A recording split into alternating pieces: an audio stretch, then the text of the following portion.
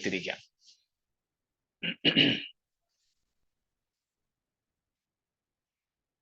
മഹാനും ഭയങ്കരനുമായ ത്രിയേക ദൈവത്തിന് സ്തുതി സ്തോത്ര ബഹുമാനങ്ങൾ അർപ്പിക്കുന്നു. ബഹുമാന്യരായ കർത്താവിന്റെ ദാസന്മാർ, പലയിടങ്ങളിൽ നിന്ന്, പല ടൈം സോണുകളിൽ നിന്ന് ജോയിൻ ചെയ്തിട്ടുള്ള ദൈവമക്കൾ എല്ലാവർക്കും ശ്രീയേശുനാഥന്റെ നാമത്തിലുള്ള വന്ദനങ്ങൾ.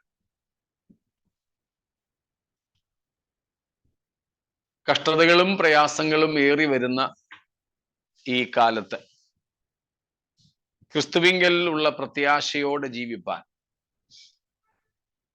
ദൈവം നമുക്ക് അവസരങ്ങളെ നൽകുന്നതോർത്ത് സ്തോത്രം. ലോക സംഭവങ്ങളൊക്കെ ലോകം എതിർ ക്രിസ്തുവിന് വേണ്ടി തയ്യാറായിക്കൊണ്ടിരിക്കുന്നു എന്ന വിഷയം നമ്മെ വിളിച്ചറിയിക്കും. ആവർത്തിക്കുന്നു, ലോക സംഭവങ്ങളൊക്കെ ലോകം എതിർ ക്രിസ്തുവിനായി തയ്യാറായിക്കൊണ്ടിരിക്കുന്നു എന്ന കാര്യം നമ്മെ വിളിച്ചറിയിക്കും. അങ്ങനെയാണെങ്കിൽ എതിർ ക്രിസ്തു ലോകത്തിൽ വെളിപ്പെടണമെങ്കിൽ ദൈവസഭ ഇവിടെ നിന്നും എടുക്കപ്പെടണം. ശാസ്ത്രീയ മുന്നേറ്റങ്ങളാകട്ടെ, രാഷ്ട്രീയമായ നീക്കങ്ങളാകട്ടെ, മനുഷ്യ സ്വഭാവത്തിലെ വ്യത്യാസങ്ങളാകട്ടെ, പ്രകൃതിയിൽ കാണുന്ന കാര്യങ്ങളാകട്ടെ, ഇവയെല്ലാം തന്നെ ഒരു കാര്യം നമ്മോട് വിളിച്ചു പറയുന്നു: അന്തിമ അല്ലെങ്കിൽ അന്ത്യകാല മാനുഷിക ഭരണകൂടത്തിന് വേണ്ടി ലോകം എല്ലാ നിലയിലും ഒരുങ്ങിക്കഴിഞ്ഞു.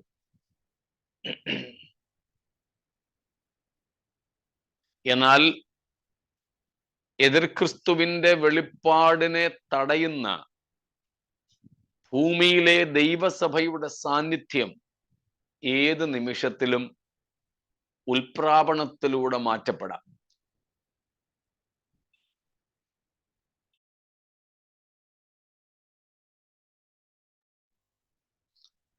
നമ്മൾ കർത്താവിന്റെ വരവിനായിട്ട് ഒരുങ്ങുക. അതിന് ദൈവം നമ്മെ സഹായിക്കട്ടെ എന്ന് പറഞ്ഞും പ്രാർത്ഥിച്ചും ആശംസിച്ചും കൊണ്ട് തിരുവെഴുത്തുകളിലേക്ക് നാം തിരിയുകയാണ്. വെളിപ്പാട് പുസ്തകം 3-ാം അധ്യായത്തിന്റെ അവസാന പാദങ്ങളിലാണ് നാം നിൽക്കുന്നത്. കർത്താവായ യേശു ലവോദിക്യ സഭയോട് പങ്കുവയ്ക്കുന്ന അരുളപ്പാടുകളാണ് നമ്മുടെ ചിന്താവിഷയം. അതിൽ സഭയെക്കുറിച്ച് തന്നെ ചിന്തിക്കുന്ന ഒരു ചിന്തയും, ക്രിസ്തു സഭയെക്കുറിച്ച് വെളിപ്പെടുത്തുന്ന ഒരു യാഥാർത്ഥ്യവും, ഇവയായിരുന്നു നാം കഴിഞ്ഞ ദിവസങ്ങളിലൊക്കെ ചിന്തിച്ചത്. ഇന്നലെയും നാം അതുമായി ബന്ധപ്പെട്ട കാര്യമാണ് പഠിച്ചത്. അതിൽ നാം കണ്ടത്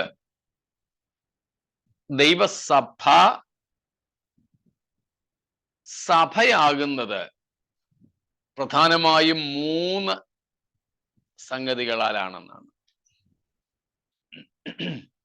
അല്ലെങ്കിൽ ദൈവസഭയുടെ വിശേഷത ഈ 3 കാര്യങ്ങളിലാണെന്ന് നമ്മൾ പഠിച്ചു. ഒന്ന്, നമ്മുടെ മധ്യയെ വസിക്കുന്ന ദൈവത്തിന്റെ സാന്നിധ്യം. 2, നമുക്ക് നൽകപ്പെട്ടിരിക്കുന്ന, ഓർമ്മയുണ്ടെങ്കിൽ പറഞ്ഞോളൂ, തിരുവെഴുത്തുകൾ, ദൈവത്തിന്റെ വചനം. 3, പരിശുദ്ധാത്മാവിന്റെ സാന്നിധ്യം, ദൈവത്തിന്റെ പരിശുദ്ധാത്മാവിന്റെ മുദ്ര, സാന്നിധ്യം, അഭിഷേകം എന്നൊക്കെ പല കാര്യങ്ങൾ അതിലുണ്ട്. എന്നാൽ ദൈവസഭയുടെ ഏറ്റവും വലിയ പരാജയം എന്ന് പറയുന്നത് ദൈവസാന്നിധ്യത്തിന്റെ പിൻവാങ്ങലാണ്. തിരുസാന്നിധ്യം നമുക്ക് തടയപ്പെടുന്നതാണ്. നാം അതേപ്പറ്റിയാണ് കഴിഞ്ഞ 2-3 ദിവസമായിട്ട് ചിന്തിച്ചുകൊണ്ടിരുന്നത്. ആ വിഷയത്തിൽ സംശയങ്ങൾ ഇല്ല എന്ന് കരുതുന്നു. ഇന്നലെ നാം അതേപ്പറ്റിയും ഒടുവിൽ സംശയ നിവാരണം വരുത്തുകയായിരുന്നല്ലോ.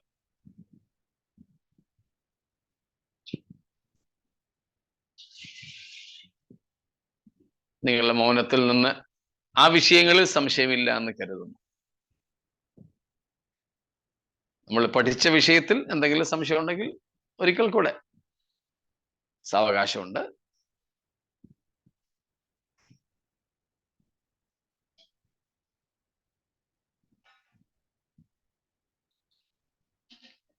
ശരി, നിങ്ങളുടെ മൗനം എനിക്ക് മുൻപോട്ട് പോകുവാൻ അനുവാദം തരുന്നു. എങ്കിൽ നമുക്ക് അടുത്തതായിട്ട് ചിന്തിക്കാം. ലവോദിക്യ സഭയോടുള്ള ബന്ധത്തിൽ യേശുക്രിസ്തുവിന്റെ ഉപദേശം എന്താണ്? What is the council of the counselor to the church at Laodicea? ലവോദിക്കയിലെ സഭയ്ക്ക് യേശുക്രിസ്തു നൽകുന്ന ആലോചനകൾ എന്തെല്ലാമാണ്? കൽപ്പനകൾ എന്തെല്ലാമാണ്? പ്രധാനമായും 5 കാര്യങ്ങൾ നമുക്ക് കാണുവാനായിട്ടുണ്ട്.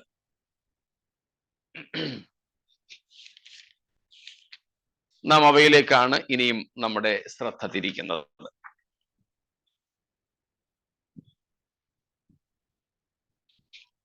ഒന്നും കൂടെ അതിന്റെ 17-18 വാക്യങ്ങൾ വായിക്കാം.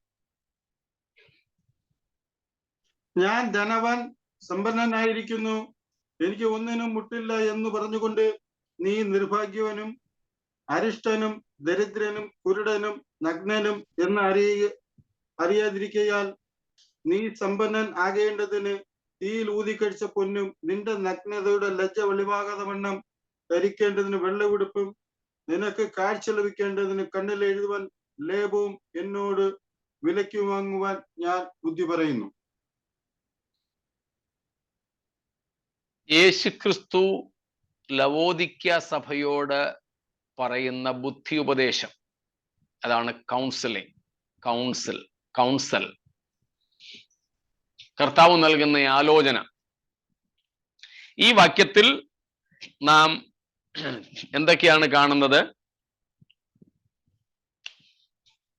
പ്രധാനപ്പെട്ട 3 കാര്യങ്ങൾ നമ്മളിപ്പോൾ വായിച്ച 18-ാമത്തെ വാക്യത്തിലുണ്ട്. നീ സമ്പന്നനാകേണ്ടതിന് തീയിൽ ഊതിക്കഴിച്ച പൊന്ന് എൻ്റെ കയ്യിൽ നിന്ന് വാങ്ങുക. Buy of me gold tried in the fire, that you may become rich. നിന്റെ സഭയുടെ 8 അവസ്ഥകൾ നമ്മൾ കണ്ടു. അതിലൊന്നായിരുന്നു ദരിദ്രാവസ്ഥ. ആ ദാരിദ്ര്യ അവസ്ഥയ്ക്ക് പരിഹാരം നീ ആരാകണം? സമ്പന്നനാകണം. അതിന് നീ എന്ത് ചെയ്യുക? തീയിൽ ഊതിക്കഴിച്ച പൊന്ന് വാങ്ങുക. എവിടെ കിട്ടും അത്? എൻ്റെ കയ്യിലേ ഉള്ളൂ. 2-ാമത്തെ ഉപദേശം 18-ാമത്തെ വാക്യത്തിലുണ്ട്. നിന്റെ നഗ്നതയുടെ ലജ്ജ വെളിവാകാതിരിക്കേണ്ടതിന് എന്നോട് വെള്ളയുടുപ്പ് വിലയ്ക്ക് വാങ്ങുക.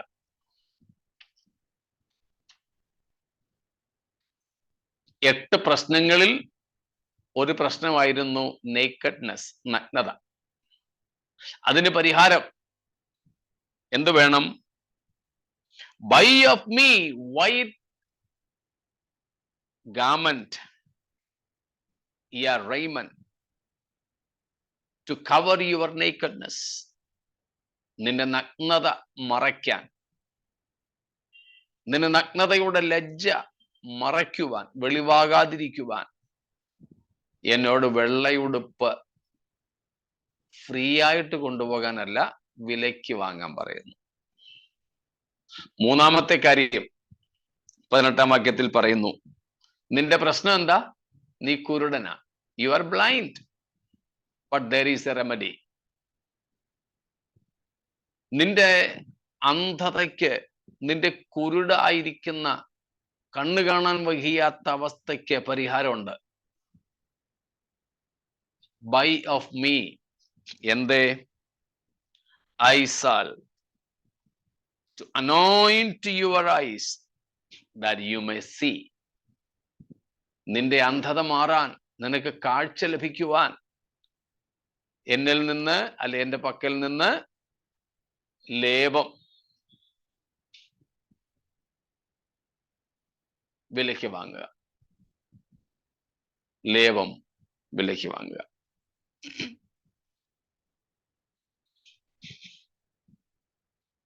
നാലാമത്തെ കൽപ്പന കർത്താവ് കൊടുക്കുന്ന ആലോചന. അതിന്റെ 19-ാമത്തെ വാക്യത്തിലുണ്ട്, വേഴ്സ് 19. എനിക്ക് പ്രിയമുള്ളവരെ ഒക്കെയും ഞാൻ ശാസിക്കുകയും ശിക്ഷിക്കുകയും ചെയ്യുന്നു. ആകയാൽ നീ ജാഗ്രതയുള്ളവനായിരിക്കുക, മാനസാന്തരപ്പെടുക. അവിടെ എന്തൊക്കെയാ പറഞ്ഞിരിക്കുന്നത്? 2 കൽപ്പനകൾ നമുക്ക് അവിടെ ഉണ്ട്. നീ ജാഗ്രത ഉള്ളവൻ ആയിരിക്കുക.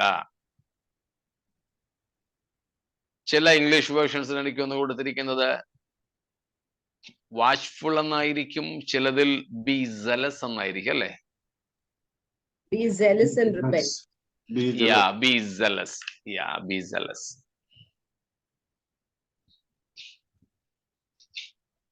ജാഗ്രത ഉള്ളവനായിരിക്കുക. വളരെ തീവ്രതയുള്ളവനായിരിക്കുക. നമ്മൾ നേരത്തെ കണ്ടല്ലോ, നീ ഉഷ്ണവാനുമല്ല ശീതവാനുമല്ല. ഇവിടെ പറയുന്നു അതിന് പരിഹാരമാണ്, നീ ജാഗ്രതയുള്ളവനാകുക, ഉണരുക എന്ന അർത്ഥം. നീ ആത്മീയ വിഷയത്തിൽ ഒരു തീവ്രവാദിയായിരിക്കണം.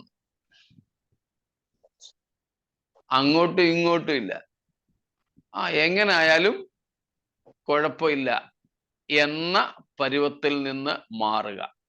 അങ്ങനെയാകരുത്. സ്തോത്രം. അവിടെ നമ്മൾ കാണുന്നത്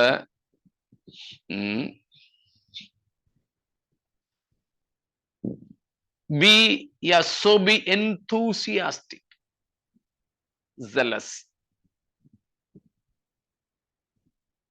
and in earnest and burning with zeal.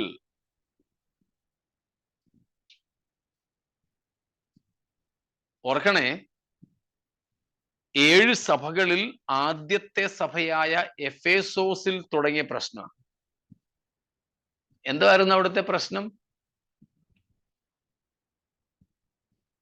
കൂടന്ന് പോരെ. The love had grown cold.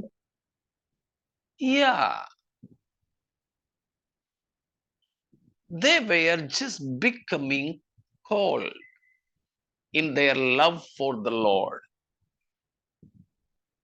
കർത്താവിനായിട്ടുള്ള സ്നേഹത്തിൽ അവർ അല്പം, ഒത്തിരിയൊന്നുമില്ല, ആദ്യ സ്നേഹം വിട്ടുകളഞ്ഞു. You have denied the first love.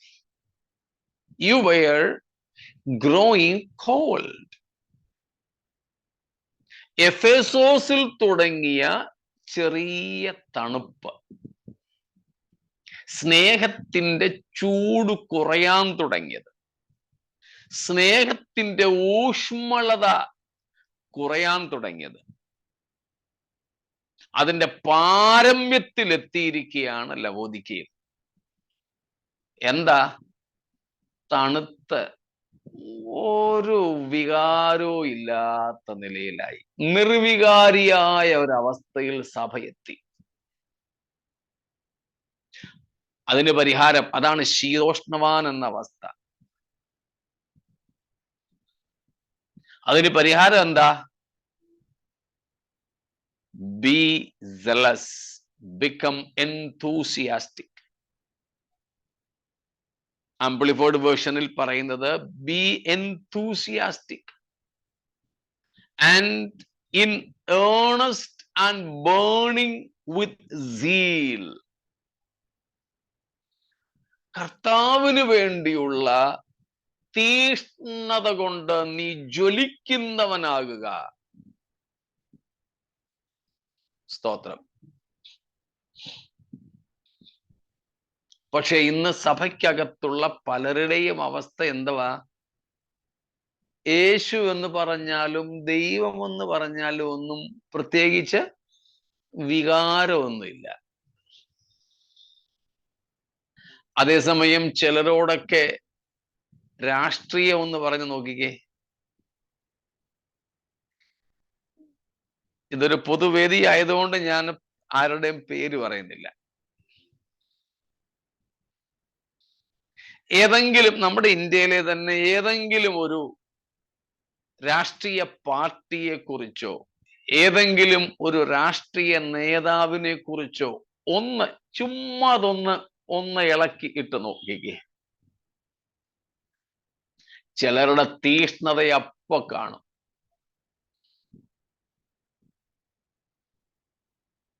അയ്യോ, ഈ മനുഷ്യർക്ക് വേണ്ടിയുള്ള തീഷ്ണത പോലെയെങ്കിലും ആർക്ക് വേണ്ടി നമ്മുടെ ഹൃദയം തീഷ്ണമായിരിക്കണമായിരുന്നു? യേശുവിനായി. സ്തോത്രം. സ്വന്തം പ്രാണനെ നമുക്ക് വേണ്ടി തന്ന് സ്വന്തം രക്തം അവസാന തുള്ളി വരെ ഊറ്റിത്തന്ന ആത്മനാഥന് വേണ്ടി നമ്മുടെ അകം കത്തിക്കൊണ്ടിരിക്കണമായിരുന്നു. പക്ഷേ അത് നമുക്ക് നഷ്ടപ്പെട്ടിരിക്കുന്നു. അതുകൊണ്ട് അതിന് പരിഹാരമായി സഭയോട് പറയുകയാണ്, നീ ജാഗ്രതയുള്ളവനായിരിക്കുക, ഉണർന്നുകൊള്ളുക എന്ന് പറഞ്ഞാൽ നീ തീഷ്ണത ധരിക്കുക, ചാരമൊക്കെ ഊതിക്കളഞ്ഞ് കനൽ ജ്വലിപ്പിക്കുക എന്നർത്ഥം. സ്തോത്രം.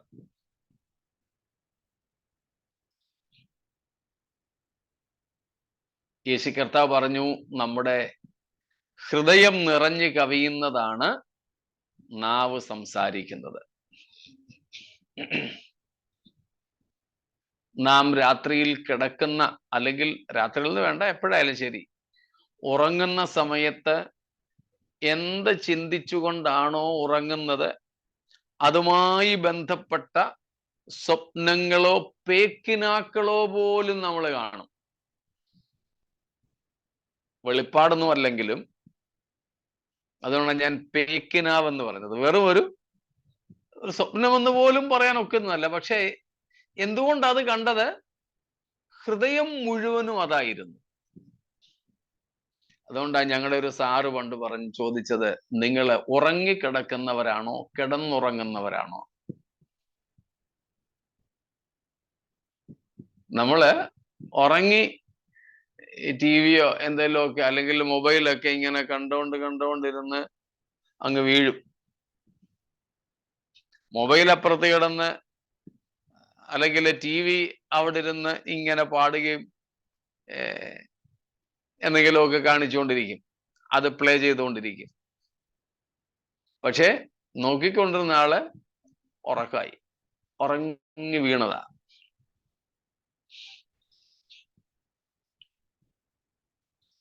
ചിലർ പ്രാർത്ഥിച്ചുകൊണ്ടിരുന്ന് അങ്ങനെ ഉറങ്ങിപ്പോകും.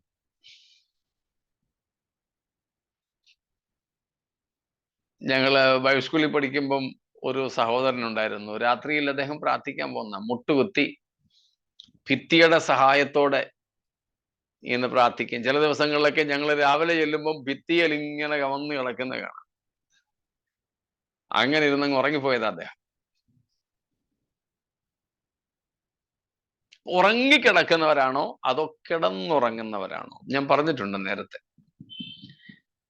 കിടക്കുന്നതിനും ഉറങ്ങുന്നതിനും ഇടയിൽ നമ്മുടെ മനസ്സ് എന്താണോ മന്ത്രിക്കുന്നത്, എന്താണോ ചിന്തിക്കുന്നത്, അതിന് വളരെ പ്രാധാന്യമുണ്ട്.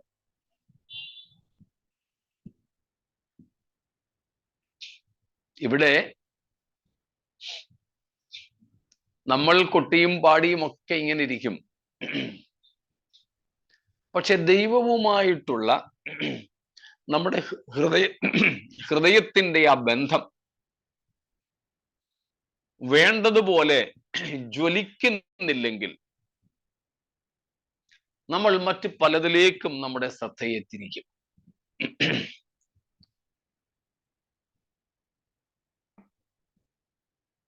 അപ്പോൾ ഇവിടെ പറയുന്നു, നീ ജാഗ്രതയുള്ളവനായിരിക്കുക. Be zealous, be enthusiastic, be burning with a zeal for the Lord. കർത്താവിനായിട്ടുള്ള തീഷ്ണത കൊണ്ട് നീ ജ്വലിക്കുക.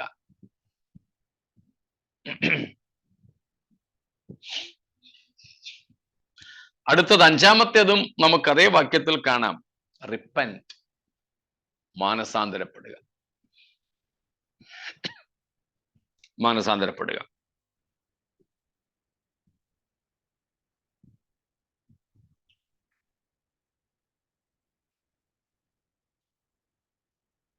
ആറാമതൊരു കാര്യം നമുക്ക് 20-ാമത്തെ വാക്യത്തിൽ കാണാം.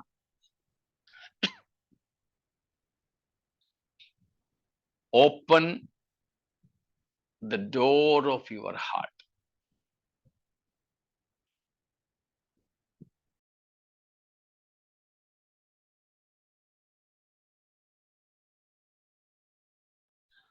നിങ്ങളുടെ ഹൃദയ കവാടം തുറക്കുക. Let me get in. അതുമല്ലെങ്കിൽ ഡൈൻ വിത്ത് മീ. ഹൃദയ കവാടം തുറക്കുക, അല്ലെങ്കിൽ എന്നോടുകൂടെ അത്താഴം കഴിക്കുക. That is a call for fellowship with Christ. ക്രിസ്തുവിനോടുള്ള കൂട്ടായ്മയ്ക്ക് വേണ്ടി ഒരാഹ്വാനമാണ് നമുക്ക് 20-ാം വാക്യത്തിൽ കാണുവാൻ കഴിയുന്നത്. ആറാമത്തെ കൽപ്പനയാണ് അവിടെ.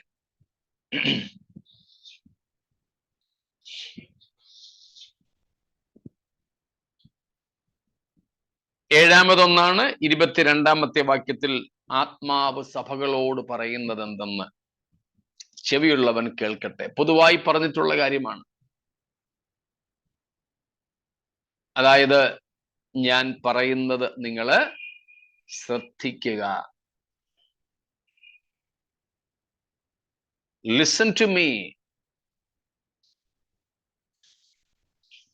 Carefully heed unto my words. എന്റെ വാക്കുകൾക്ക് നീ ശ്രദ്ധ തരിക. ഇങ്ങനെ 7 അല്ലേ? 7 കൽപ്പനകൾ നമുക്കിവിടെ കാണാം. These are the counsel of Jesus Christ unto the church at Laodicea. ഈ 7 ഉപദേശങ്ങളാണ് കർത്താവ് ലവോദിക്യ സഭയ്ക്ക് കൊടുക്കുന്നത്. അതിൽ ഒന്നാമത്തേതിലേക്ക് നമുക്ക് വരാം. 1, 2, 3 ആ 3 എണ്ണത്തിനും പൊതുവായിട്ടുള്ള ഒരു കാര്യം അവിടെ പറയുന്നു. Buy from me or buy of me. ആദ്യത്തെ 3 എണ്ണത്തിനും പൊതുവായി പറയുന്ന കാര്യം 18-ാം വാക്യത്തിൽ നമ്മൾ കണ്ടു. എന്നോട് വിലയ്ക്ക് വാങ്ങുക. എന്താ ഈ വിലയ്ക്ക് വാങ്ങുക എന്നതിന്റെ അർത്ഥം?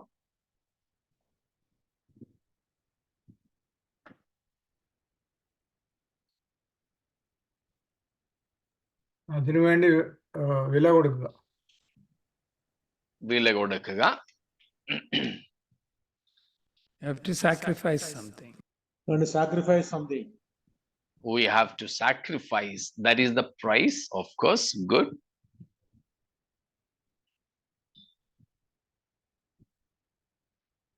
നാം രക്ഷിക്കപ്പെടുന്ന സമയത്ത്, ആദ്യമായി രക്ഷിക്കപ്പെടുന്ന സമയത്ത്, അതിനുവേണ്ടി നമ്മൾ എന്തെങ്കിലും മുതൽ മുടക്കുന്നുണ്ടോ? ഇല്ല. ഫ്രീയാ, ഫ്രീ ഗിഫ്റ്റാ. സ്തോത്രം. റോമാലേഖനം 3:24 ഒന്ന് പരിചയമുള്ളതാണെങ്കിലും വായിച്ചാട്ടെ. റോമൻസ് 3:24. അവന്റെ കൃപയാൽ ക്രിസ്തുവേശുവിലെ വീണ്ടെടുപ്പ് മൂലം സൗജന്യമായത്രേ നീതീകരിക്കപ്പെടുന്നത്. സ്തോത്രം. സൗജന്യമായിട്ടത്രേ നീതീകരിക്കപ്പെടുന്നത്. നമുക്കൊരു വിലയും നമ്മുടെ രക്ഷയ്ക്ക് വേണ്ടി കൊടുക്കേണ്ടതില്ല. നമ്മുടെ നീതീകരണത്തിന് വേണ്ടി കൊടുക്കേണ്ടതില്ല. കൊടുത്തിട്ടുമില്ല. Nothing we had to remit for our salvation. നമ്മുടെ രക്ഷയ്ക്ക് വേണ്ടി ഒന്നും ഇതുവരെ കൊടുക്കേണ്ടി വന്നിട്ടില്ല.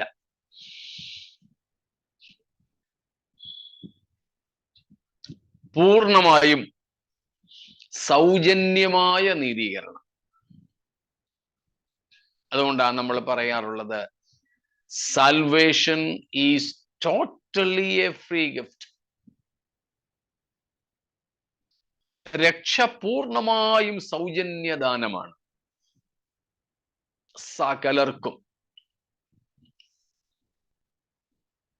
പഴയ നിയമത്തിൽ വീണ്ടെടുപ്പ് വില എന്ന ഒരു സംഭവം ഉണ്ടായിരുന്നു. നിയമിക്കപ്പെട്ട സമയങ്ങളിൽ എല്ലാ ജീവിച്ചിരിക്കുന്ന വ്യക്തികളും തങ്ങളുടെ വീണ്ടെടുപ്പിന് ഒരു വില, വീണ്ടെടുപ്പ് വില എന്ന നിലയിൽ ദേവാലയത്തിൽ കൊടുക്കണമായിരുന്നു.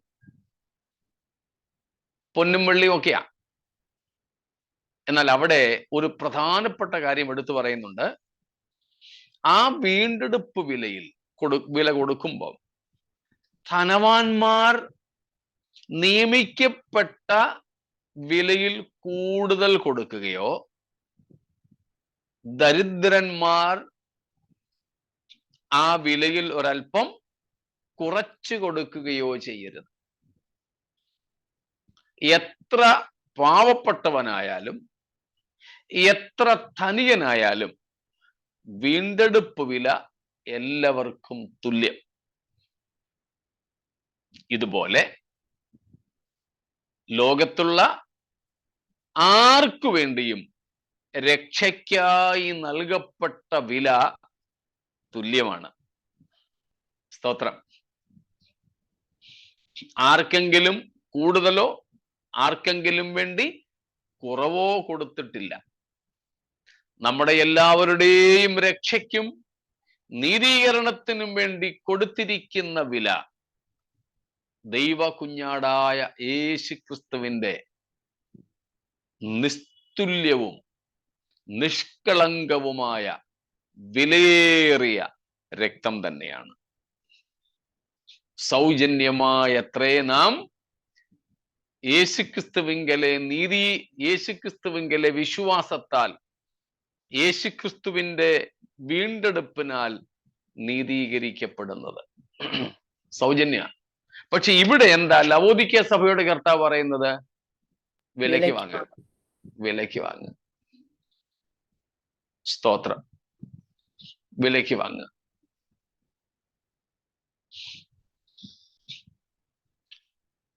ഒരു പാപി രക്ഷിക്കപ്പെടുന്നതാണോ എളുപ്പം? അത് ഒരു പിന്മാറ്റക്കാരൻ മടങ്ങി വരുന്നതാണോ എളുപ്പം? പാപി രക്ഷിക്കപ്പെടുന്ന. സ്തോത്രം. പാപി രക്ഷിക്കപ്പെടുന്ന എളുപ്പം. അത് തന്നെയാണ് ഇവിടെ പറയുന്നത്. അതേ അർത്ഥമാണ് ഇവിടെ. ഒരു ശീതവാനായ മനുഷ്യൻ ദൈവവുമായിട്ടൊരു ബന്ധമില്ലാതെ പ്രാകൃതനായി ആത്മീയമായി മരിച്ചു കിടക്കുന്ന ഒരുത്തനെ ദൈവത്തിങ്കലേക്ക് ജീവിപ്പിച്ച് ഉയർപ്പിച്ച് അടുപ്പിക്കാൻ എളുപ്പമാണ്. എന്തിനേക്കാൾ ശീതോഷ്ണവാനായ ഒരുത്തനിലേക്ക് ദൈവസ്നേഹത്തിന്റെ കനലുകൾ കുത്തി നിറയ്ക്കുന്നതിനേക്കാൾ. അതെ, അതുകൊണ്ട് ഇവിടെ കർത്താവ് പറയുകയാണ്, നീ എന്നിൽ നിന്ന് വിലയ്ക്ക് വാങ്ങുക. കാരണം എന്താ സംഭവിച്ചത്? ഒരു വിശ്വാസി പിന്മാറ്റത്തിലേക്ക് പോകുമ്പോൾ അവൻ മനഃപൂർവമായി തന്നെ തന്നെ പാപത്തിനും പിശാചിനും വിൽക്കുകയാണ്.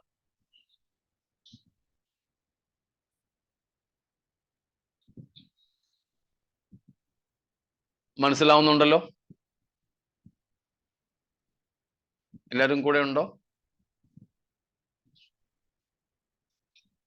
ഒരു വ്യത്യാസം പറയാം.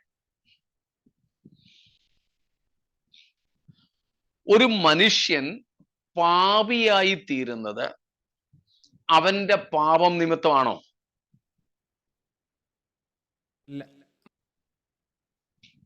അല്ല.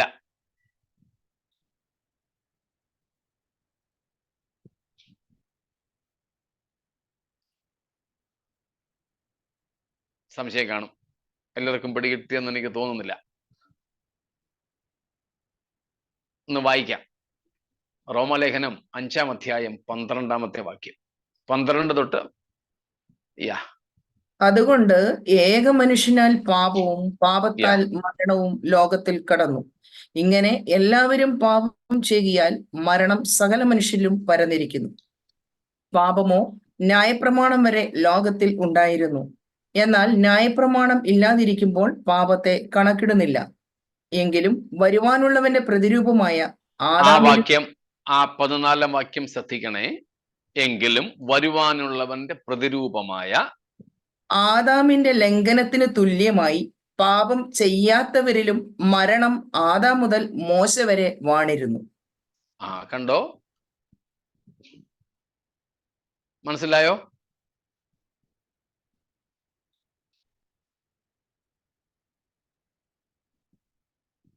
കൂടെ ഒന്ന് വരണേ. നിങ്ങളെന്റെ കൂടെ ഉണ്ടെന്ന് ഞാനിവിടെ ഒന്ന് അറിഞ്ഞോട്ടെ. എക്സ്പ്ലെയിൻ ചെയ്യണം.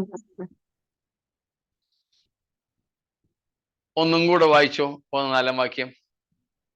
എങ്കിലും വരുവാനുള്ളവന്റെ പ്രതിരൂപമായ ആദാമിന്റെ ലംഘനത്തിന് തുല്യമായി പാപം ചെയ്യാത്തവരിലും മരണം ആദാം മുതൽ മോശ വരെ വാണിരുന്നു.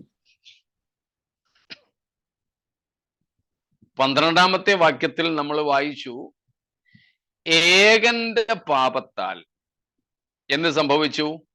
മരണം എല്ലാവരിലും കടന്നു. ഏക മനുഷ്യനാൽ പാപം, അവന്റെ പാപത്താൽ മരണവും സകല മനുഷ്യരിലും കടന്നു. അത് മനസ്സിലായല്ലോ? എന്നാൽ 14-ാം വാക്യം പറയുന്നു, എല്ലാവരും ആദമിനെ പോലെ പാപം ചെയ്തിട്ടാണോ മരണത്തിന് അധീനരായത്?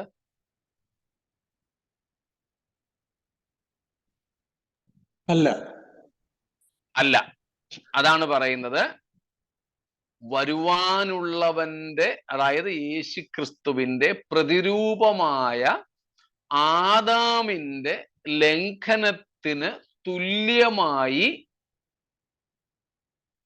പാപം ചെയ്യാത്തവരിലും മരണം വാണിരുന്നു. ആദാമിന് തുല്യമായി എല്ലാ മനുഷ്യരും പാപം ചെയ്തോ? ഇല്ല, ചെയ്തില്ല. പക്ഷേ ആദാമിന് കിട്ടിയ ശിക്ഷ ആദാമിനെ പോലെ പാപം ചെയ്യാത്ത സകല മനുഷ്യർക്കും ലഭിക്കുകയും ചെയ്തു. ഇത്രയും മനസ്സിലായോ? 12-ാം വാക്യത്തിന്റെ 2-ാം പകുതിയോടെ പറയാമോ? ഇങ്ങനെ എല്ലാവരും പാപം ചെയ്യാൻ. യാ, അതാണ് അതിന്റെ ആദ്യ ഭാഗവും പറയുന്നത്. ഏക മനുഷ്യനാൽ. 12-ാം വാക്യം കൂടെ ഒന്നുകൂടെ വായിച്ചു. അതുകൊണ്ട് ഏക മനുഷ്യനാൽ പാപവും പാപത്താൽ മരണവും ലോകത്തിൽ കടന്നു. ഇങ്ങനെ എല്ലാവരും പാപം ചെയ്യുകയാൽ മരണം സകല മനുഷ്യരിലും പരന്നിരിക്കുന്നു. എങ്ങനെ പാപം ചെയ്തു? ഏകന്റെ പാപം നിമിത്തം. ഇവിടെ പാപം ചെയ്തത് ആര് മാത്രമേ ഉള്ളൂ? ആദം ഹൗവമാര് മാത്രമേ ഉള്ളൂ. പാപം ചെയ്തതുകൊണ്ട് പാപികളായത് ആദിമ മാതാപിതാക്കൾ മാത്രം, ആദം ഹൗവമാർ മാത്രം. ബാക്കിയുള്ള ഒരു മനുഷ്യനും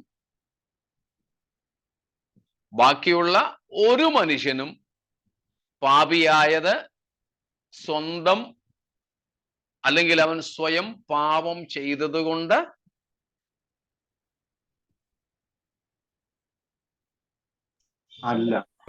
അല്ല, പാപം ചെയ്തത് കൊണ്ടല്ല. ഇത്രയും മനസ്സിലായോ? ഇപ്പം വ്യക്തമാണോ? അതെ.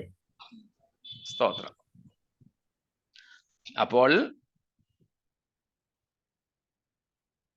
പാപം ചെയ്തതുകൊണ്ട് അല്ലെങ്കിൽ പാപം പ്രവർത്തിച്ചതുകൊണ്ട് പാപിയായത് ആദം മാത്രം എന്ന് പറഞ്ഞാൽ ആദം ഹൗവമാര് മാത്രം.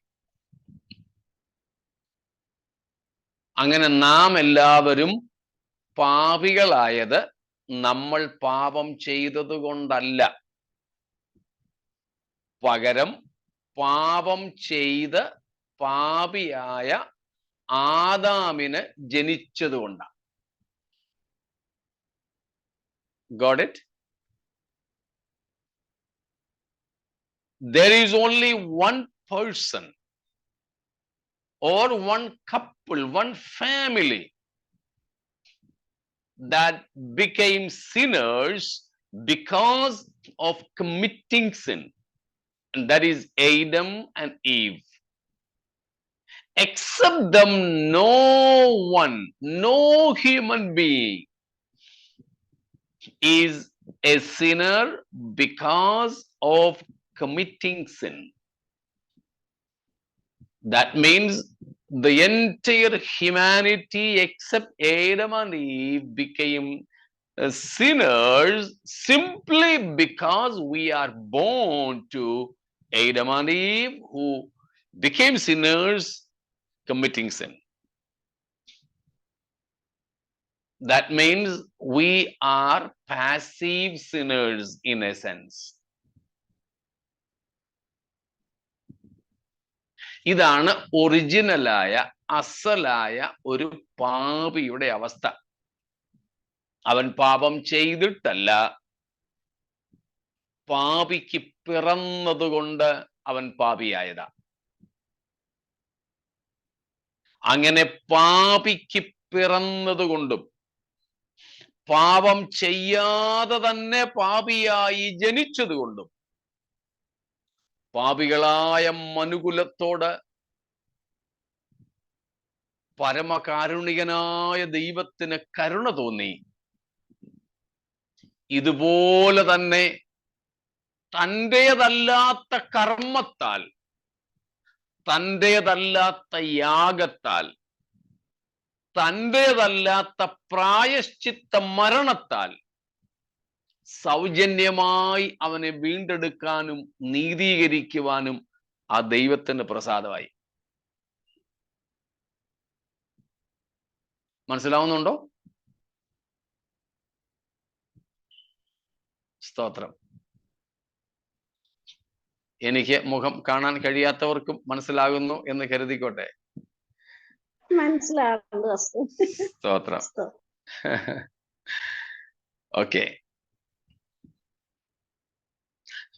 അതുകൊണ്ട് അങ്ങനെയുള്ള സ്തോത്രം പാപികളെ രക്ഷിപ്പാൻ ദൈവം തൻ്റെ പുത്രനെ ക്രൂശിലേക്ക് അയച്ചു. സൗജന്യമായി നമ്മെ എന്ത് ചെയ്തു?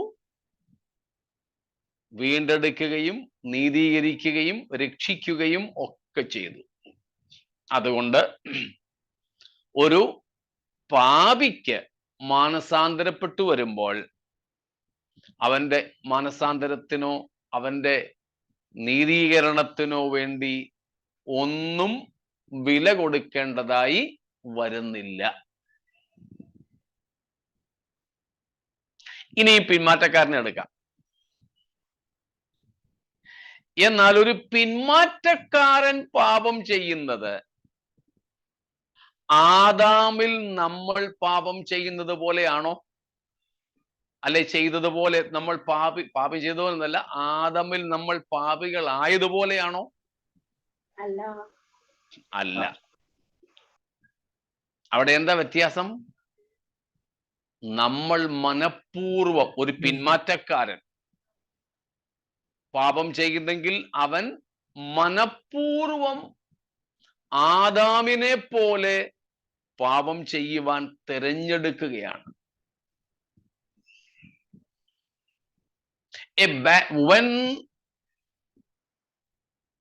a natural man is a sinner, he is a sinner not because of his deliberate choice of committing a sin. But a backslider, when he chooses to sin, when a backslider, he falls away from the grace of God, he deliberately chooses to enjoy sins. That also, even after Christ's crucifixion and paying the final amount of our redemption and purchase. And therefore, for a backslider, he has to remit a price. It's not that easy and free as an original sinner becomes a justified sinner. A backslider will have to remit a price. And that's why Christ asked the Laodicean church to come and buy of me pure gold, white garment, and eye salve.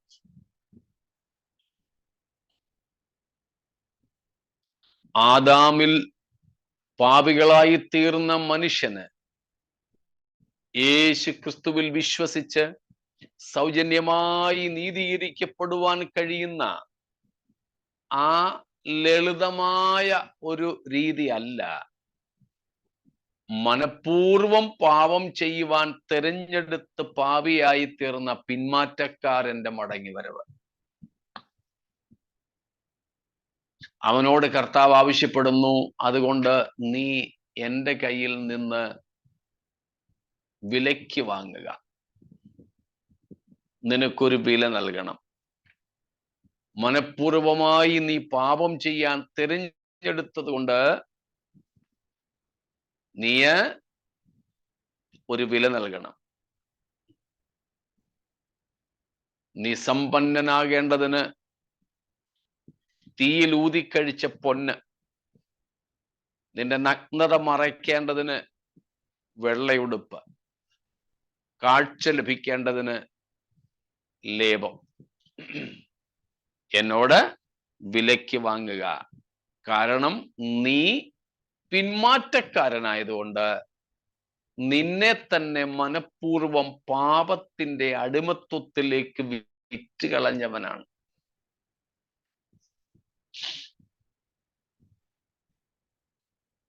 സ്തോത്രം. എന്നാൽ ഇപ്പോൾ നാം എന്ത് ചെയ്യണം? അല്ലെങ്കിൽ പിന്മാറിപ്പോയവരെന്ത് ചെയ്യണം? തങ്ങളുടെ പാപത്തെ സമ്മതിച്ച് ദൈവപുത്രനെ വീണ്ടും ക്രൂശിച്ചു എന്ന് സമ്മതിച്ചുകൊണ്ട് ദൈവത്തിന്റെ തിരുസന്നിധിയിലേക്ക് മടങ്ങി വരണം. ഇതാണ് വിലയ്ക്ക് വാങ്ങുക എന്നതിൻ്റെ അർത്ഥം ഒരു പാപി രക്ഷിക്കപ്പെടുന്നതിനേക്കാൾ പ്രയാസതരമാണ് ഒരു പിന്മാറ്റക്കാരൻ മടങ്ങി വരിക എന്നുള്ളത്.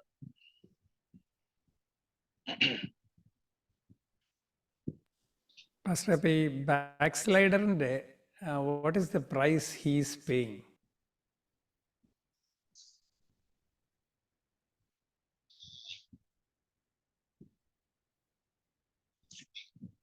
നാം കണ്ടതുപോലെ ഒരു സാധാരണ പാപി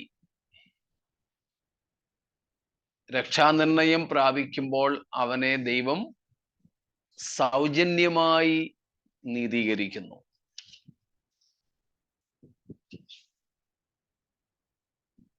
നമ്മളിപ്പം മറ്റൊരു കാര്യവും കണ്ടല്ലോ. ഒരു പാപിക്ക് കർത്താവിങ്കലേക്ക് തിരിയാൻ ഒരു പിന്മാറ്റക്കാരന് പാപം വിട്ട് തിരിയുന്നതിനേക്കാൾ എളുപ്പമാണ്.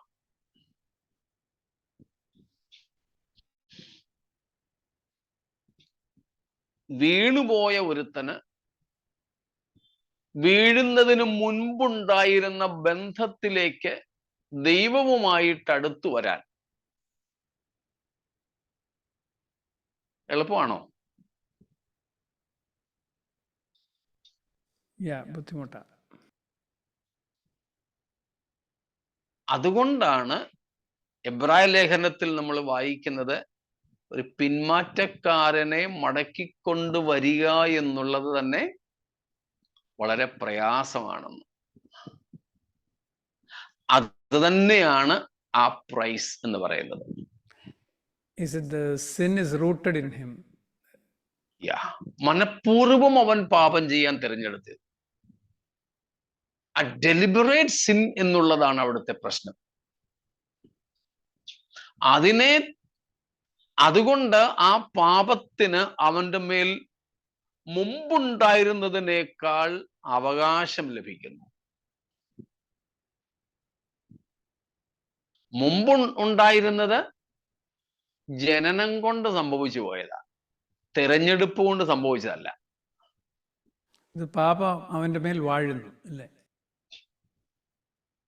പണ്ട് അവനിൽ വസിച്ചുകൊണ്ട് അവൻ്റെതല്ലാത്ത കാരണത്താൽ അവന്റെ മേൽ വാഴ്ച നടത്തുകയായിരുന്നു. എന്നാൽ ഇപ്പോഴോ അതിൽ നിന്നും സ്വതന്ത്രനായ ശേഷവും ആ കടമെല്ലാം വീട്ടി പൂർണ്ണമായും കർത്താവ് നമ്മെ സ്വതന്ത്രരാക്കിയ ശേഷവും അതറിഞ്ഞിട്ടും വേണ്ട, ആ പഴയ യജമാനനെ ഞാൻ സേവിച്ചോളാമെന്നും പറഞ്ഞ് ബോധപൂർവമായ ഒരു തെരഞ്ഞെടുപ്പാണ് നടത്തുന്നത്. ആ ബോധപൂർവമായ തെരഞ്ഞെടുപ്പ് പാപത്തിന് വേണ്ടി നടത്തുമ്പോൾ ഒരു പിന്മാറ്റക്കാരന്റെ മേൽ പാപത്തിന്റെയും പിശാചിന്റെയും പിടുത്തം ഒരല്പം കൂടെ അവകാശമുള്ളതായിട്ട് മാറുക.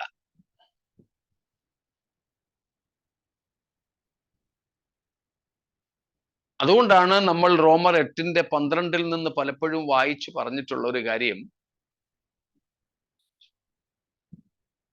പാപം അല്ലെങ്കിൽ ജഡം നമ്മുടെ മേൽ അവകാശം പറയത്തക്കതുപോലെ ഇനിയും നാം ജഡത്തിന് അല്ലെങ്കിൽ പാപത്തിന് അല്ലെ പിശാചിന് അല്ലെങ്കിൽ ലോകത്തിനല്ല കടക്കാറായിരിക്കുന്നത്.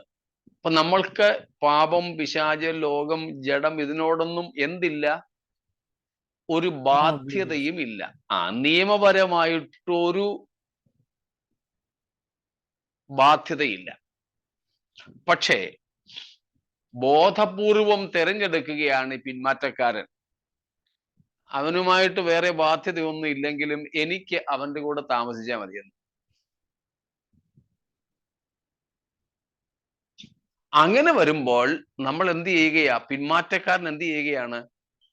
തന്നെ തന്നെ പാപത്തിന്റെ ദാസനായിട്ട് വിൽക്കുകയാണ്.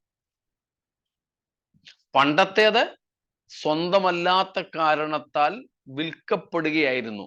ദൈവത്തിന് കരുണ തോന്നി പാപം സ്വന്തമല്ലാത്ത കാരണത്താൽ പിശാചിനും പാപത്തിനുമൊക്കെ അടിമയായവനെ വിടുവിക്കാം. അങ്ങനെയാണ് പുത്രന്റെ മരണത്താൽ ദൈവം നമ്മെ ആ അടിമത്വത്തിൽ നിന്ന് വിടുവിച്ചത് സൗജന്യമായി. എന്നാൽ ഇപ്പോൾ മനഃപൂർവമായി പിന്മാറ്റക്കാരൻ പാപം ചെയ്യാൻ തിരഞ്ഞെടുക്കുകയും പിശാച് എന്ന യജമാനന് തന്നെ തന്നെ വിധേയപ്പെടുത്തി വിൽക്കുകയും ചെയ്തതുകൊണ്ട് അവിടെ ഒരു മുൻകൈ എടുക്കേണ്ടത് ഈ പിന്മാറ്റക്കാരനാണ്.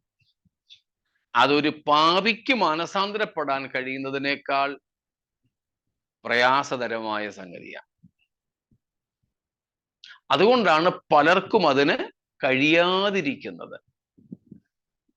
പിന്മാറ്റക്കാരൻ പാപത്തിൽ നിന്നും പാപത്തിലേക്ക് വീണുകൊണ്ടേയിരിക്കുന്നത്. എന്നാൽ കർത്താവ് ഇവിടെയും ആഹ്വാനം ചെയ്യുക, നിനക്കിനി എന്ത് വില കൊടുക്കേണ്ടി വന്നാലും വാ എൻ്റെ അടുക്കലേക്ക്.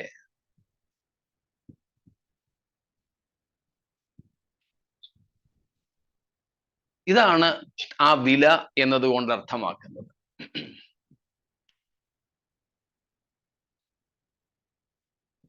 പക്ഷെ ഈ ആദമും ഹവ്വയും പാപം ചെയ്തു, അത് മനസ്സിലായപ്പോൾ അത് സമ്മതിച്ച് ദൈവത്തോട് ഏറ്റു പറഞ്ഞ് ക്ഷമ ചോദിച്ചിരുന്നെങ്കിൽ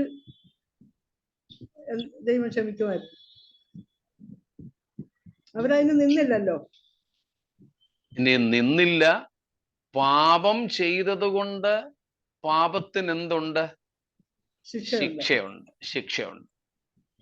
അവരത് സമ്മതിച്ചിരുന്നെങ്കിലും ആ പാപത്തിന്റെ ശിക്ഷയിൽ നിന്ന് അവരെ വീണ്ടെടുക്കേണ്ടതായി വന്നേനെ.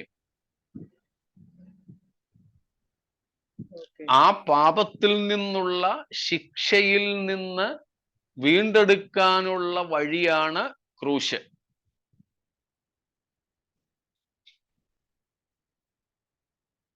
അങ്ങനെയായിരുന്നെങ്കിൽ കൂടെ ക്രിസ്തുവിന് പ്രായശ്ചിത്തമായി മരിക്കേണ്ടി വന്നേനെ. കാരണം പാപപരിഹാരം വേറെ ഒരു പാപപരിഹാരത്തിന് വേറെ ഒരു മാർഗം ഇല്ല. രക്തം ചൊരിഞ്ഞിട്ടല്ലാതെ വിമോചനമില്ല. ഇല്ല, അത് ദൈവത്തിന്റെ നിയമമാണ്. ദൈവം മനുഷ്യൻ പാപം ചെയ്യുന്നതിന് മുമ്പ് തന്നെ തൻ്റെ ബഹുവിധമായ ജ്ഞാനത്തിൽ തൻ്റെ നീതിയിലും വെച്ച നിയമമാണ്.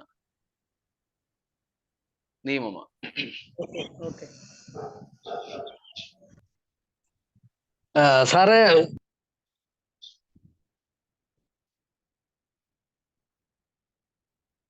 മ്യൂട്ടായി. പാപം പെരുകിയെടുത്ത് കൃപയും അത്യന്തം പെരുകിയെന്നല്ലേ? അപ്പൊ പിന്മാറ്റക്കാരന്റെ മേൽ കൃപയധികം പെരുകുകയല്ലേ ചെയ്യുന്നത്?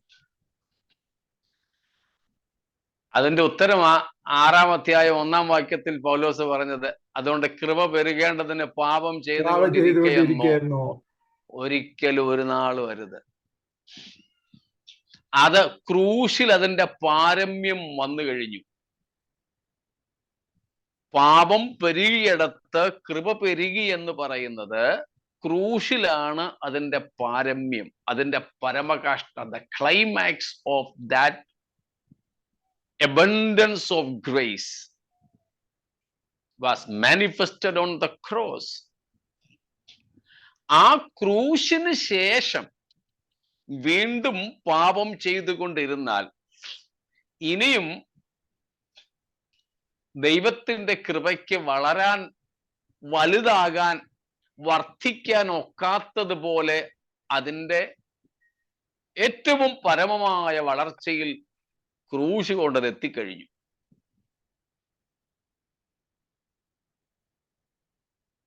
അങ്ങനെ നമ്മൾ ചിന്തിച്ച് പിന്നെയും പാപം ചെയ്താൽ കൃപ പെരുകും എന്ന് വശീകരിക്കപ്പെടാൻ ഇടയുണ്ടെന്ന് ആത്മാവ് മനസ്സിലാക്കിക്കൊണ്ടാണ് 6:1 അല്ലെങ്കിൽ റോമർ 5-ന്റെ അവസാനവും 6-ന്റെ തുടക്കവുമായിട്ട് പറഞ്ഞത്, കൃപ പെരുകേണ്ടതിന് ഇനിയും പാപം ചെയ്തുകൊണ്ടിരിക്കുകയെന്നോ ഒരു നാൾ വരുത്.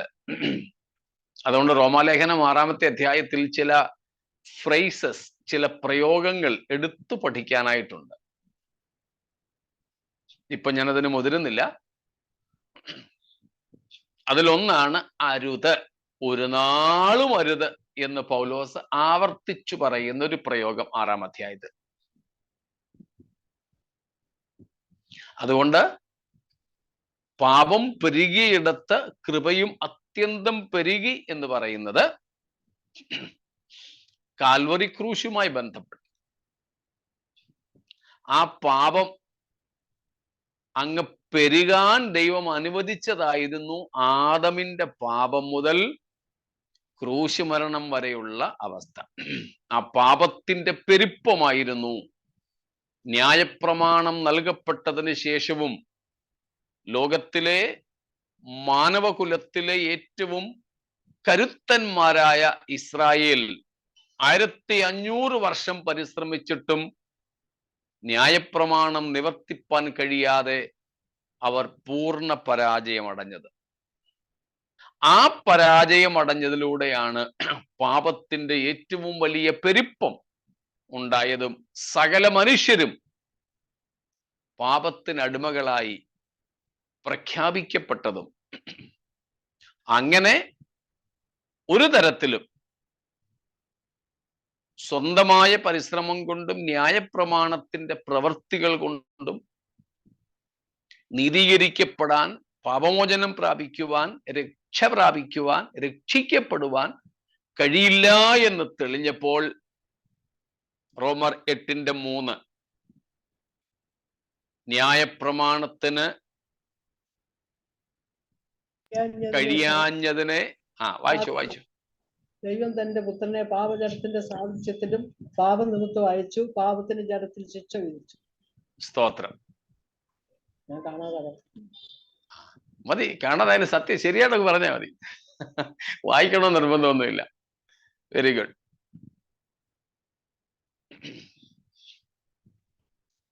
അപ്പോൾ ന്യായപ്രമാണത്തിന് കഴിയാഞ്ഞതിനെ സാധിപ്പിക്കുവാൻ ദൈവം പരിഹാരമൊരുക്കിയതാണ് കാൽവറി. അതാണ് കൃപയുടെ പെരുപ്പം. തീത്തോസ് 2:10-11 വായിക്കുന്നത് പോലെ സകല മനുഷ്യർക്കും രക്ഷാകരമായ ദൈവകൃപ ഉദിച്ചുവല്ലോ. അപ്പോൾ പാപം പെരുകിയിടത്ത് കൃപ പെരുകി. അത് സകല മനുഷ്യർക്കും രക്ഷാകരമായ ദൈവകൃപയായിട്ട് മാറി. അത് പിന്മാറ്റക്കാരന് വേണ്ടിയുള്ളതല്ല. ന്യായപ്രമാണം കൊണ്ട് നീതീകരിക്കപ്പെടാൻ 1500 വർഷം പരിശ്രമിച്ചിട്ടും ഒരിക്കൽ പോലും വിജയിപ്പാൻ കഴിയാതെ സമ്പൂർണ്ണ പരാജയമടഞ്ഞ മാനവകുലത്തെ പാപത്തിൽ നിന്ന് വീണ്ടെടുക്കാൻ ദൈവം ഒരുക്കിയ ക്രൂശുമായി ബന്ധപ്പെട്ടാണ് അത്. അല്ലാതെ പിന്മാറ്റക്കാരനുമായി ബന്ധപ്പെട്ട ഒരു സംഗതി അല്ലത്. എബ്രായർ 10:26 പറയുന്നു. ഓക്കെ, അതാണ് പിന്മാറ്റക്കാരനെ മടക്കി വരുത്താൻ കഴിയില്ല എന്ന് പറഞ്ഞിരിക്കുന്നത്. അല്ല, അത് തന്നെയല്ലേ എബ്രായ ലേഖനം 10:26 പറയുന്നത്. അത് തന്നെ പാപങ്ങളും ചോദിച്ചേ. സോറി. കുഴപ്പമില്ല, രണ്ടുപേരും ഒരേ ചോദ്യമാണ് ചോദിച്ചത്. നേരത്തെ പറഞ്ഞിട്ടുള്ളത് പോലെ 2 തരം പിന്മാറ്റമുണ്ട്.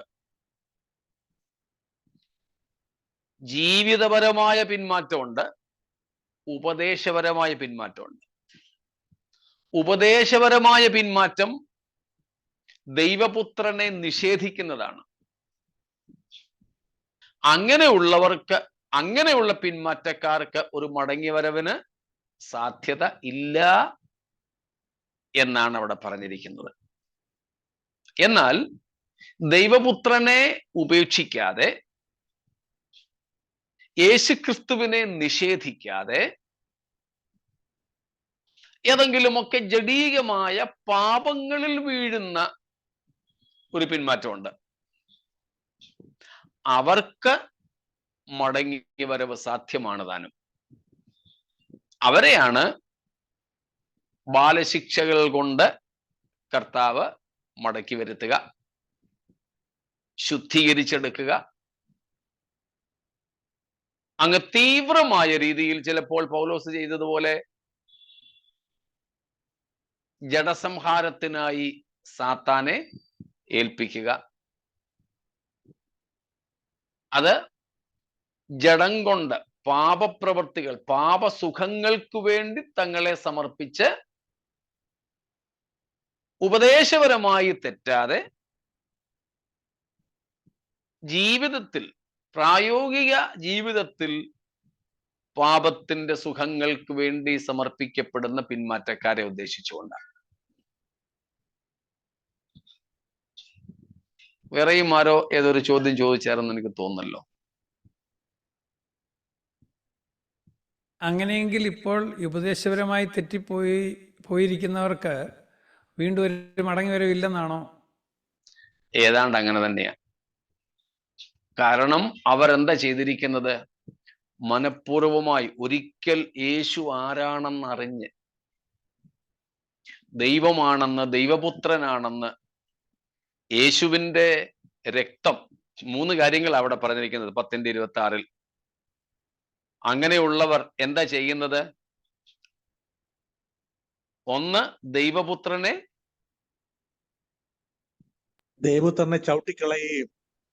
ചവിട്ടിക്കളയുന്നു. 2, തങ്ങളെ വിശുദ്ധീകരിച്ച് രക്തത്തെ മലിനമെന്നെണ്ണുന്നു. നിയമരക്തത്തെ മലിനമെന്നെണ്ണുന്നു. 3, ആത്മാവിനെ നിന്ദിക്കുന്നു. കൃപയുടെ ആത്മാവിനെ നിന്ദിക്കുന്നു. ഇത് ബോധപൂർവം അവർ യേശുവിനെ നിഷേധിക്കുക. അജ്ഞത കൊണ്ട് ചെയ്യുന്നതല്ലവർ. അവരൊരിക്കൽ യേശു ആരാണെന്ന് തിരിച്ചറിഞ്ഞിരുന്നവരാണ്. പക്ഷേ അവർ ആ യേശുവിൽ നിന്നും മാറുക. അങ്ങനെയെങ്കിൽ പിന്നെ ഈ ഒരു പാപമാണ് അവരുടെ മേൽ ചുമത്തപ്പെടുന്നത്. അതുകൊണ്ടാണ് അവർക്ക് മടങ്ങിവരവിന് സാധ്യത ഇല്ലാത്തത്. ബോധപൂർവം ഒരുത്തൻ തിരഞ്ഞെടുക്കുക, എനിക്ക് ഈ വഴി മതിയെന്ന്. അങ്ങനെയെങ്കിൽ അവരുടെ ഉപദേശത്തിൽ ഇപ്പൊ വീണിരിക്കുന്ന ആളുകൾക്കും ഇതേ ശിക്ഷയായിരിക്കുമോ?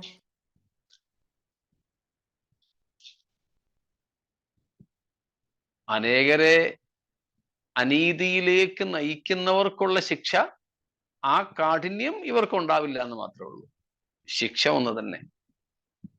മടങ്ങി വരാത്തിടത്തോളം കാലം ക്രിസ്തുവിങ്കലേക്ക് മടങ്ങി വരാനുള്ള ഓപ്ഷൻ ഉണ്ട്.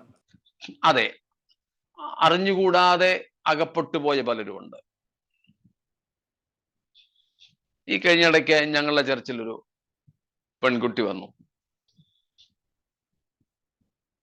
അന്യസംസ്ഥാനക്കാരിയാണ്, അത് മലയാളിയല്ല, ഒരു ആദിവാസി വിഭാഗത്തിൽപ്പെട്ട കുട്ടിയാണ്. എങ്ങനെയോ ഗ്രാമത്തിൽ വെച്ച് യേശുവിനെ പറ്റി കേട്ടു. കത്തോലിക്കയിലാണ് ആദ്യമായിട്ട് അവര് പോകുന്നത്. അവിടെ നിൽക്കുമ്പോൾ അതിനും അപ്പുറത്തേക്കുണ്ട് എന്ന് കേട്ടു. അങ്ങനെ അവര് വേറെ ഒന്നും അറിയാതെ ശാബത്ത് ഉപദേശത്തിൽ ചെന്നുവിട്ടു. നമ്മുടെ ഒരു മോള് ഒപ്പം ആ കുട്ടിയോടൊപ്പം ജോലി ചെയ്യുന്നുണ്ട്. അവർ തമ്മിൽ സംസാരിച്ച് അതിനും അപ്പുറത്തേക്ക് ചിലതുണ്ടെന്ന് മനസ്സിലായപ്പോൾ ആ പെൺകുട്ടി പറഞ്ഞൊരു കാര്യം, ഞാൻ ബാക്കിയുള്ളതെല്ലാം എൻ്റെ പഴയ വിശ്വാസവും പിന്നെ സ്വീകരിച്ച കത്തോലിക്ക മതവും വിട്ട് ഇങ്ങോട്ട് വന്നെങ്കിൽ ഇതിനും അപ്പുറത്തൊരു സത്യമുണ്ട് എന്ന് എനിക്ക് തെളിയിച്ചു തന്നാൽ എനിക്ക് ആ സത്യം മതി. ആ കുട്ടി ഒരിക്കലും ഇവിടെ വരികയും ഞങ്ങൾ കുറെ മണിക്കൂറുകൾ സംസാരിക്കുകയും അതിന്റെ ചോദ്യങ്ങൾക്ക് തിരുവഴുത്തിൽ നിന്ന് മറുപടി കിട്ടിക്കഴിഞ്ഞപ്പോൾ ഇത് സത്യമാണെന്ന് അംഗീകരിക്കുകയും ചെയ്തു. അപ്പോൾ അങ്ങനെ അറിയാതെ ഇങ്ങനെയുള്ള ഉപദേശങ്ങളിൽ ചെന്നുപെട്ടവരുണ്ട്. അവർക്ക് തീർച്ചയായിട്ടും മടങ്ങിവരവിന് വളരെ ഈസിയാണ്. എന്നാൽ ഒരിക്കൽ ഈ പഥ്യോപദേശത്തിലായിരുന്നവർ മനഃപൂർവ്വം മറ്റുപദേശങ്ങളിലേക്ക് പോയാൽ, ക്രിസ്തുവിനെ നിഷേധിച്ചാൽ, യൂദാ 4-ാം വാക്യം പറയുന്നത് പോലെയാണ്. ആ വാക്യം കൂടെ വായിച്ച് നമുക്ക് നിർത്താം. ഇന്നത്തെ നമ്മുടെ സമയം തീരുന്നല്ലോ. നമ്മുടെ ദൈവത്തിന്റെ കൃപയെ ദുഷ്കാമവൃത്തിക്ക് ഹേതുവാക്കി ഏകനാഥനും നമ്മുടെ കർത്താവുമായ യേശുക്രിസ്തുവിനെ നിഷേധിക്കുന്ന അഭക്തരായ ചില മനുഷ്യർ നുഴഞ്ഞു വന്നിരിക്കുന്നു. അവരുടെ ഈ ശിക്ഷാവിധി പണ്ട് തന്നെ എഴുതിയിരിക്കുന്നു. ഉണ്ടോ? നമ്മുടെ ഏകനാഥനായ നമ്മുടെ കർത്താവിനെ നിഷേധിക്കുന്ന അഭക്തരായ മനുഷ്യർ ദൈവത്തിന്റെ കൃപയെ അവര് പാപത്തിന് വേണ്ടി, ദുഷ്കാമവൃത്തിക്ക് വേണ്ടി വിനിയോഗിക്കുക.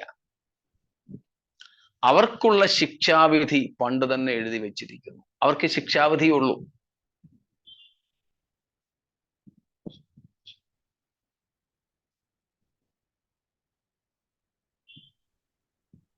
അതുകൊണ്ടാണ് പറഞ്ഞിരിക്കുന്നത് വിലയ്ക്ക് വാങ്ങുക.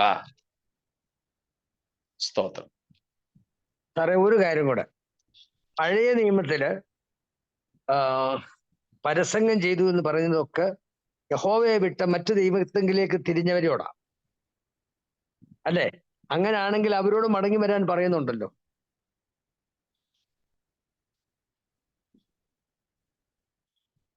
വിഗ്രഹാരാധന ചെയ്തവരാ, വിഗ്രഹാരാധികൾ.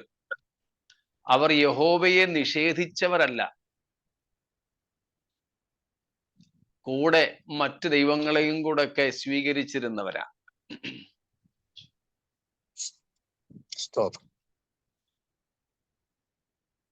ന്യായപ്രമാണം ദൈവം മലമുകളിൽ കൊടുത്തോണ്ടിരിക്കുമ്പോഴും താഴെ അഹരോനച്ചായനും കൂട്ടരും കൂടെ ചെയ്തതും അത് തന്നെയായിരുന്നു. കാളക്കുട്ടി ഉണ്ടാക്കി തോളെ വെച്ചപ്പോഴും ഇട്ട പേര് യഹോവെന്നാ. പക്ഷേ അതല്ല ക്രിസ്തു നിഷേധമെന്നുള്ളത്. യേശുവിന്റെ ദൈവത്വത്തെയും യേശുവിന്റെ മനുഷ്യത്വത്തെയും നിഷേധിക്കുന്നവർ. ചിലർ യേശുവിനെ മനുഷ്യനായിട്ട് കാണുന്നുണ്ട്, ദൈവമായി കാണാൻ പ്രയാസമാണ്. ചിലർ യേശുവിനെ ദൈവമായി കാണുന്നുണ്ട്, ജഡത്തിൽ വെളിപ്പെട്ടവനെന്ന് അംഗീകരിക്കാൻ അവർക്ക് പ്രയാസമാണ്. അത് പഴയ നിയമത്തിലെ വിഗ്രഹാരാധനയ്ക്ക് തുല്യമായ സംഗതി അല്ല, കഠിനമാണ്.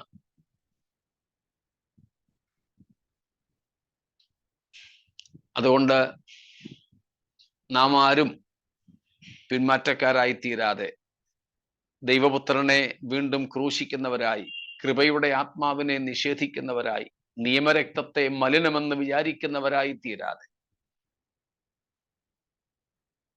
പാപത്തോട് പ്രാണത്യാഗത്തോളം എതിർത്ത് നിന്ന് ജയം നേടുന്നവരായി നമുക്ക് നമ്മെ തന്നെ പോകുവാൻ സമർപ്പിക്കാം. ഈ വചനങ്ങളാൽ ദൈവം നമ്മെ അനുഗ്രഹിക്കട്ടെ. സ്തോത്രം. ബാക്കി ഭാഗങ്ങൾ കർത്താവിന്റെ വരവ് താമസിച്ചാൽ നമുക്ക് അടുത്ത ക്ലാസ്സിലാകാം. നമുക്ക് പ്രാർത്ഥിക്കാം.